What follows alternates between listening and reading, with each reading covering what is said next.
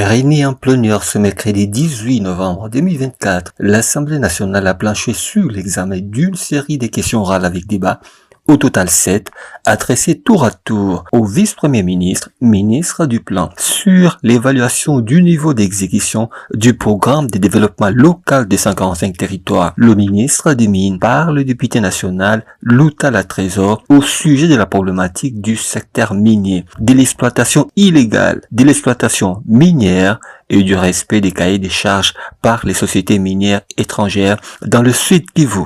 Le ministre des Mines, Ekizito Pakampomba, a fait part à la représentation nationale des difficultés rencontrées dans ce secteur capable d'améliorer les conditions de vie des populations, mais qui fait face au non-respect de l'ordre établi, à la prolifération d'exploitations illégales par les sociétés minières étrangères. Et face à ces réalités, le président Vital Kamerhe a suggéré les tours de la police des mines en lieu et place de forces de l'ordre, et enfin, il a préconisé également la tenue des états généraux des mines. Après plus de 11 heures de débat, les membres du gouvernement concernés sont venus rencontrer les préoccupations soulevées par les intervenants. De leur côté, les auteurs de ces questions orales avec débat ont conclu, tout en n'étant pas totalement satisfaits par des recommandations. Quelques préoccupations des intervenants à ce débat. Nous sommes élus du peuple et nous sommes là au nom du peuple. Nous devons tout faire pendant ce mandat pour que le peuple se retrouve. Et j'avais dit la fois dernière que nous allons nous atteler pour combattre au niveau du gouvernement le détournement du denier public. Parce que s'il y a détournement, l'argent ne va pas rentrer à la caisse de l'État et en ce moment-là, les gens ne seront pas bien payés. Donc le social de la population sera difficile. Et le ministre des ITP nous a présenté sa question, mais aussi avec beaucoup de doléances. C'est la raison pour laquelle j'ai dit le pouvoir ne se plaint pas, le pouvoir agit. Il se plaint comme s'il n'y avait pas assez d'argent dans son domaine, dans son secteur. C'est ce qui fait qu'il ne puisse pas réaliser. Mais en réalité, il y a beaucoup d'argent qui a été injecté dans les IDPR, dans le mandat passé. Mais qu'est-ce que l'on a fait? Raison pour laquelle nous sommes allés épingler, dénoncer quelque chose qui a été rendu public le vendredi passé. Comme quoi, ici à Kinshasa, parce que j'ai commencé par Kinshasa, ici à Kinshasa, le gouvernement central a financé des routes fantômes. Et ça, c'est très grave.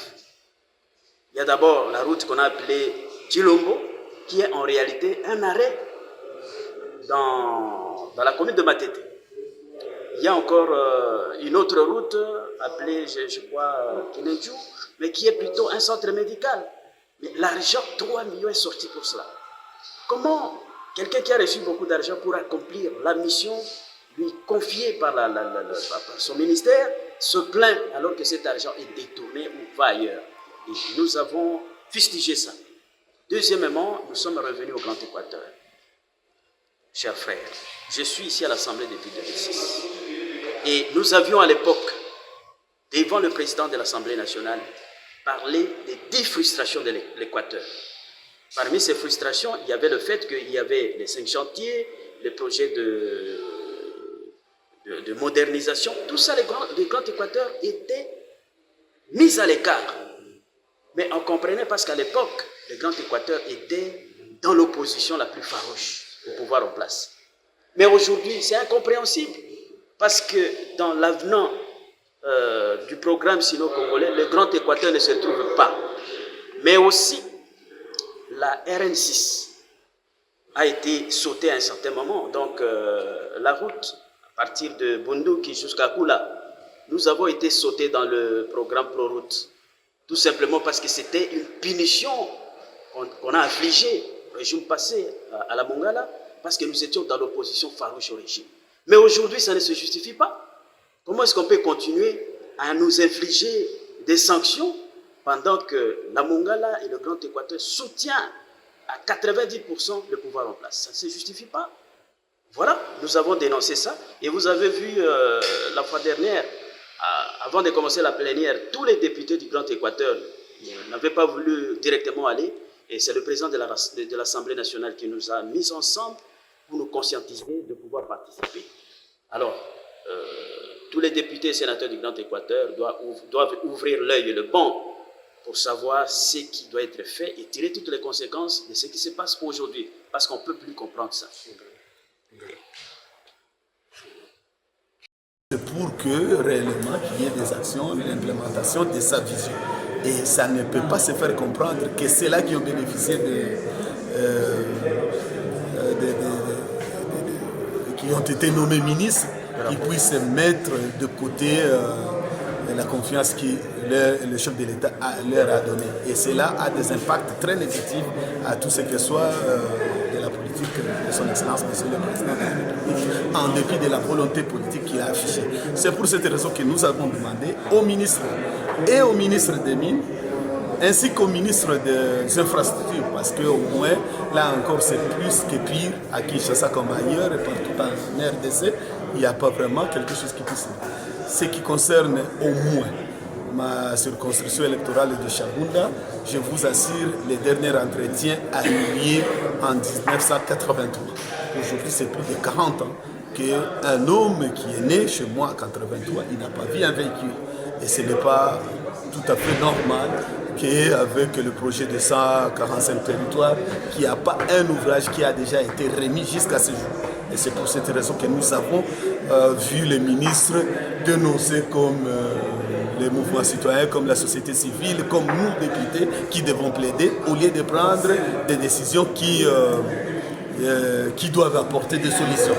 Nous avons aussi dit qu'il faut que cette administration, parce que ce que nous avons vu dans le secteur des mines émane de l'administration des mines. La fraude, la violation flagrante des textes, les arrêtés qui ont été pris et les décisions qui ont été prises. Je suis allé même loin à démontrer que le chef de division des mines s'est fait même un ordre de mission de 6 mois. Vous trouverez ça normal. Il a même dénoncé les 20 tonnes de cassitérite et l'exploitation des pierres de couleur à Numbi et de tourmaline, qui n'ont aucune statistique connue, mais qui sont en train d'être vendus au Rwanda. Et ça, c'est un problème très sérieux que le gouvernement doit prendre. Nous avons demandé la démission de ces 3 ministres d'eux-mêmes, et aussi, si cela n'est pas fait, que les auteurs des questions orales passent à la vitesse supérieure, c'est-à-dire à changer les questions orales à des interpellations que nous sommes très d'accord et vite à accompagner et à signer pour que les 3 ministres partent. Merci, honorable. Au-delà des questions de mines, nous avons aussi intervenu à ce qui concerne la question des ITPR. La quintessence de notre question, c'était par rapport à l'observation que nous avons faite sur le nombre de Chinois qui sont en train d'envahir nos territoires chaque jour. La question qui nous préoccupe est quelle est réellement la mission de ces Chinois. Nous avons demandé au ministre qui nous explique combien de sociétés régulièrement constituées se trouvent aujourd'hui en Ituri et sur l'ensemble du territoire national dans le secteur minier. Combien de sociétés régulièrement constituées et combien de coopératives avons-nous réellement au Congo? Ça, c'était la première question. Ça nous préoccupe parce que aujourd'hui, vous allez même dans des sites où il y a les sécurités, vous trouverez qu'il y a des enjeux. Est-ce que ceux qui opèrent là-bas sont aussi des sociétés régulièrement constituées au Congo? C'est une question que nous avons posée au ministre. La deuxième question était celle de savoir, il nous faudrait combien de temps pour qu'on parle des permis de recherche ou des permis d'exploitation? Parce que vous constaterez avec moi que nous avons des sociétés, nous avons des entreprises qui sont à l'intérieur aujourd'hui avec des permis de recherche, mais qui vous transforment ces permis de recherche qui deviennent des permis d'exploitation, ça pour autant que les titres soient transformés. C'est une question qui inquiète. Est-ce qu'il y a-t-il des documents attestant que les permis de recherche doivent rester à vie? C'est une question que le ministre devait nous expliquer. Et la question la plus pertinente, c'était à ce qui concerne une question par rapport au carré minier 39 qui se situe dans la chefferie de la Loutouganda, comme on l'a soulevé. À cette question, le ministre doit nous dire exactement ce carré minier 39. Qu'il m'explique tout ce qui est lié de ça. On n'a pas spécifié, mais qu'il doit nous détailler tout ce qui est lié avec ces carrés miniers. En soi, ce sont des questions liées au secteur de mines, mais néanmoins, nous sommes revenus à ce qui concerne la RNV7 à ce qui concerne le ministère des ITPR. Je l'ai soulevé tantôt, c'est depuis 2006 que la route nationale numéro V7 qui part de Goli, dans la province de l'Ituri, à la frontière avec l'Ouganda, jusqu'à commande à jonction avec la RN4, venant de Beni, commande pour Kisangani. Cette route, on ne sait pas si a traité une malédiction d'État. Parce que depuis 2006 jusqu'à aujourd'hui, la route n'a jamais été prise en compte. Vous imaginerez que même dans les programmes du gouvernement, la route a été reprise, mais malheureusement dans les budgets, cela n'a pas été repris. Nous avons demandé au ministre, il y a encore plus tard, pour que ce projet soit inscrit. C'est la seule route qui nous met en jonction avec les ports de Mombasa pour une intégration régionale de notre pays. Notre pays a une porte de sortie sur l'océan Atlantique et l'océan Pacifique. Et nous avons les ports de Mombasa de l'autre côté à l'est, nous avons les ports de Dar es Salaam aussi au sud-est, nous avons la sortie avec le Congo central ici. Mais si nous voulons réellement être réintégrés sur le plan régional, sans construire la route RN7 et la RN4, donc nous n'avons pas encore le souci d'intégrer ces pays. Et ça sera une honte pour nous après 10 ans, 20 ans, avec tout ce que nous avons comme partenariat, avec tout ce que nous avons comme aujourd'hui,